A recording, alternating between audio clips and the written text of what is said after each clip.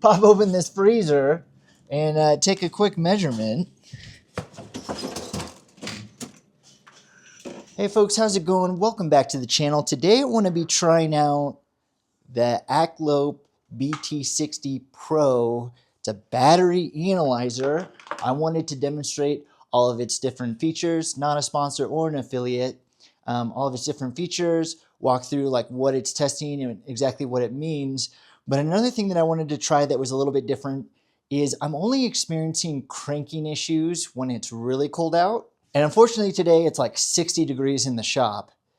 So I imagine it will test fine and it will start fine and there will be no issues. So we're gonna do a test here now as a control, and then we'll pull the battery. I'm gonna put it in the freezer for a number of hours. Since my wife is out of town, I'll clear out the freezer and I'll put the dirty battery in there. I'll clean everything up and then we'll retest it and we'll see how it affects our results. So why don't you come with me while we do this little experiment and see how the cold can affect the cranking power of your car battery. So let's get into it. Okay, I've never used this battery tester before, but it looked like a popular model on Amazon, and it just so happens that I lost my normal battery tester. So, okay, looks like we've got a main menu here. We can select motorcycle, car, or truck, waveform, charging test, and start test. Let's select car. We're gonna do regular flooded. Select the standard that it's in. We're gonna say cold cranking amps. Select the amount of cold cranking amps. Now that should be listed directly on your battery. Mine says 750.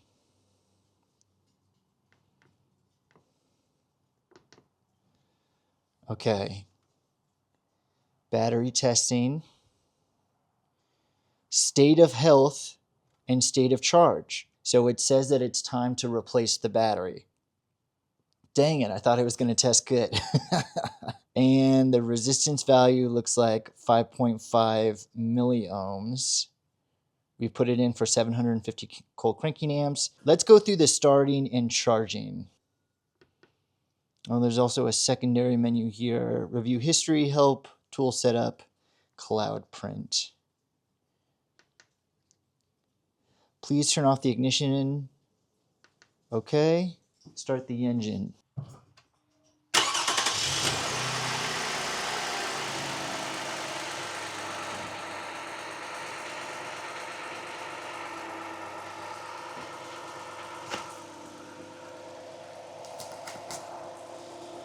All right, looks like cranky's normal.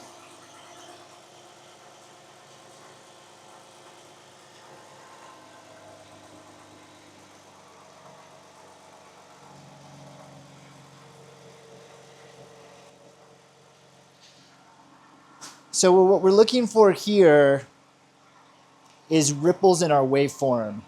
And those can be caused by the alternator diodes failing. A lot of people don't realize that your alternator is really a three-phase generator. And so it's AC voltage and current being produced. And so then those diodes are going to rectify that waveform into direct current so that our battery can handle it. It says increase RPM to 2500.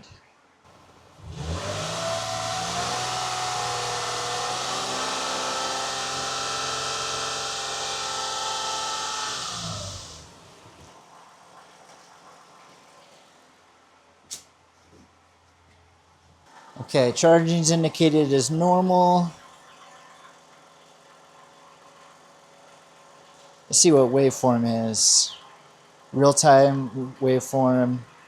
Man, that's really handy.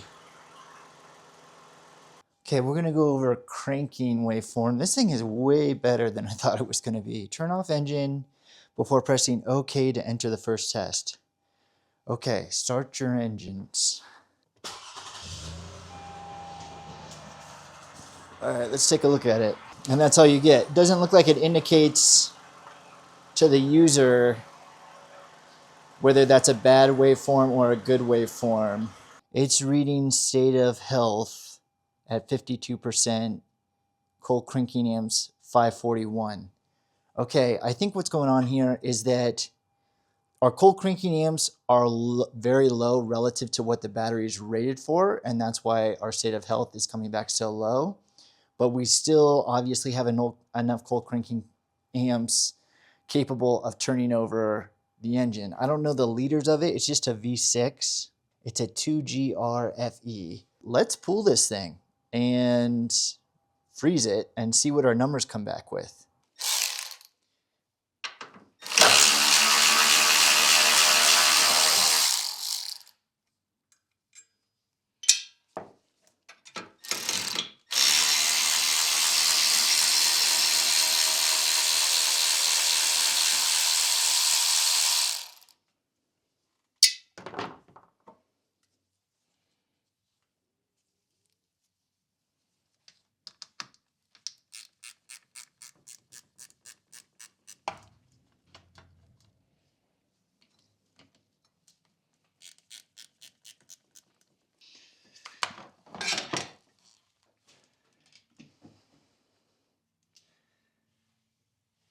All right, let's go put it in the freezer.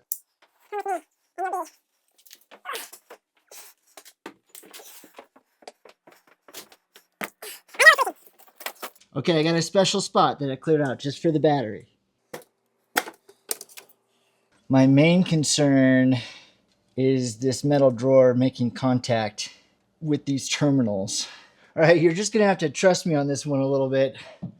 But I mean, the rack, I mean, it's painted, right?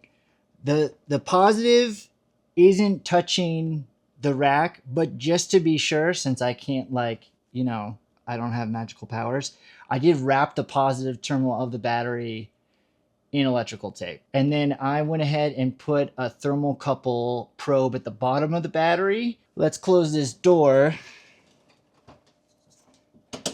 I guess another way we could monitor if there was some kind of short on the rack, the battery would get crazy hot and we would see this top number here start to skyrocket.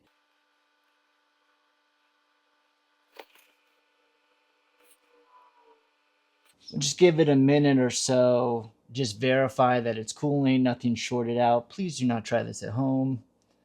Your mom or your wife is gonna kill you, and maybe the fire department. Okay, I feel pretty good about that. I'll just check in with it periodically. So it's a new day. I had to restart the experiment, but the battery's been in there for about 4 hours. I don't know how well it'll come up on camera, but the temperature at the bottom of the battery right now is about 19 degrees F. And, you know, in here it's like 66. And then for, you know, everyone else, 7.2 C in the freezer. It's not uncommon, like in the Midwest or the North here, to have it be 18 degrees outside with your car battery sitting out there and everything. So I'm going to pull out this battery and let's just check the cold cranking amps. I imagine they've gone down by like 100 or 200. It originally, I believe, was the last test that we ran while I was at 60 degrees was around 540. It was testing bad, but now it should test even worse. Pop open this freezer and take a quick measurement.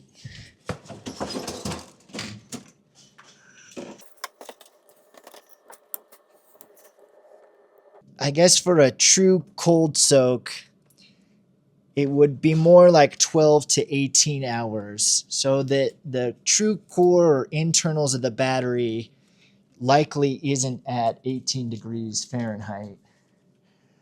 But I'm hoping it should be enough to give us some kind of measurable difference. Okay, we're going to car, regular flooded, cold cranking amps, 750. Let's give it a test.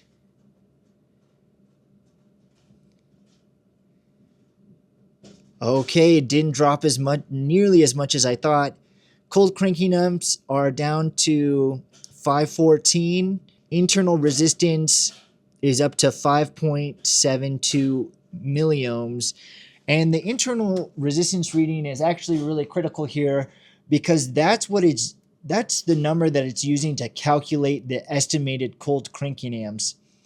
I'm gonna do what I can to keep this battery so we can do a lot more different tests like this on it. But you don't know the true cold cranking amps without load testing it. This is just an approximation based off of the internal resistance value. But it still dropped down. So now we get a good idea of, like, the cold really will affect the internal resistance and the cold cranking amp value of your battery. So hopefully that's helpful.